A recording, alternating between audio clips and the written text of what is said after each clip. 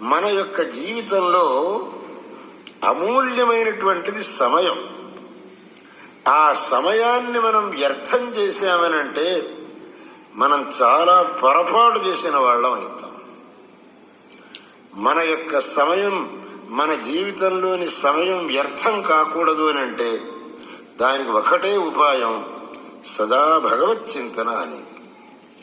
ఆ భగవత్ చింతన లేకుండా మన జీవితంలో ఏ కొద్దిపాటి సమయం గడిచిపోయినా మనకు చాలా తాపం కలగాలట.